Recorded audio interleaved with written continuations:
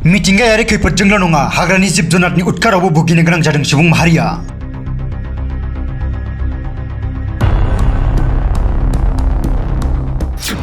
तामुलपुर जिल्लानि भारत भुटान सीमा ओनसोलाव मैदेरनि उदखार।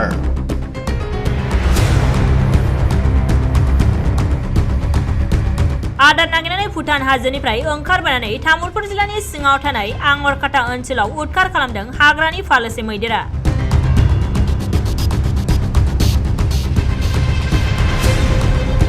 हाग्रानि मैदेर फालोनि उदखार खालामनायाव गासै गंस्नि नखरनि न' बां माइ बाख्रि बायदि रोखोमनि आबादफोरखौ खहा खालामो।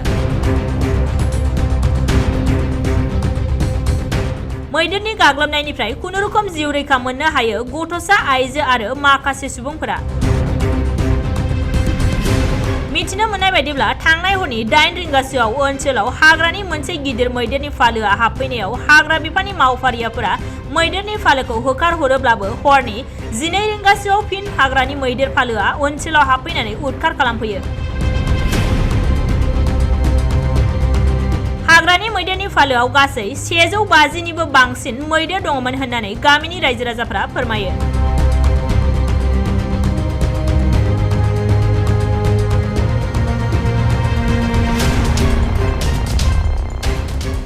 যোৱা ৰাতি আপোনাৰ 8টামান বজাতে আহিছিল ফৰেষ্টৰ মানুহ আহিছিল আৰু পিছত খেদি দিয়াৰ পিছতে আৰু ৰিটাৰ্ণ আহি আপোনাৰ ভজন আৰ্য তেখেতৰো ঘৰ ভাঙিছে। ধান 150 মোন মান আছিল সেইখিনিও খাই অনিষ্ট কৰিছে আৰু আপোনাৰ তামোল বাগান বহুত অনিষ্ট কৰিছে।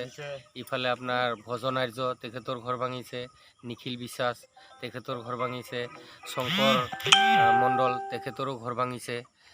হাতী আহি মাজে মাজে আমাৰ এই অনিষ্ট কৰি আছে, যাতে এইবিলাক অলপ তদন্ত লয়। আমাৰ MLA মহোদয় আহি যাতে অলপ খবৰ লয় তাৰ কাৰণে অনুৰোধ জনালোঁ। আৰু মই ৰাতি 12টামান বজাত ৰাতি আহিছে।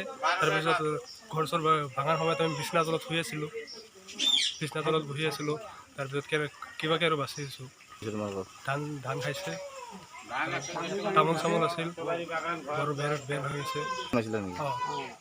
একো অনিষ্ট নকৰিলে, মানুহৰ অনিষ্ট হোৱা নাই, কিবাকৈ বাচি গৈছে। আৰু ৰাতি 1:30মান বজাত আহিছিল, 150মান হাতী আহিছিল। হাতী আহি একদম তামোল বাগান চাগান ভাঙি বৰবাদ কৰি দিলে। ধান আছিল ঘৰত 150 মোন মান, ধানো খাই একদম শেষ।